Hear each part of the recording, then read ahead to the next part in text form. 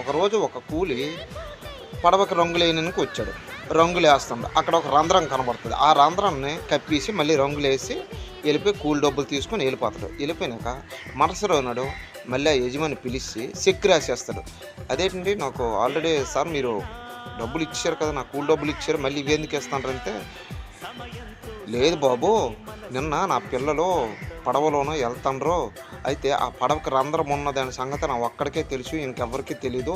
ఎక్కడ మునిగిపోతారేటో అని భయం వేసింది. కానీ తీరమోసి ఆ రంధ్రాన్ని నీ పని కాపుకొని ఆ రంధ్రాన్ని కప్పేసి నువ్వు పెయింటింగ్లు వేసావు.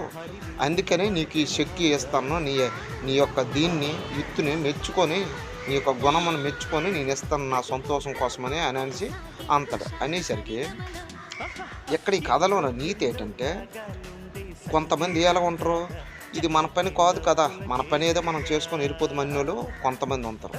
కొంతమంది ఇది మన పని కాకపోయినా సరే పోన్లే ఏముందిలే, ఎంత కొద్ది పని చేసి వెళ్ళిపోతే ఏటైపోయింది, అది మంచే కదా, రేపొద్దున మనకు కాకుండా మన పిల్లకైనా జరుగుతుంది కదా అన్నట్టుగా ఆలోచించిన వాళ్ళు కొంతమంది ఉంటారు.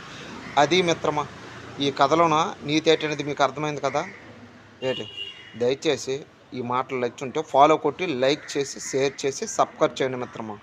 జై హింద్.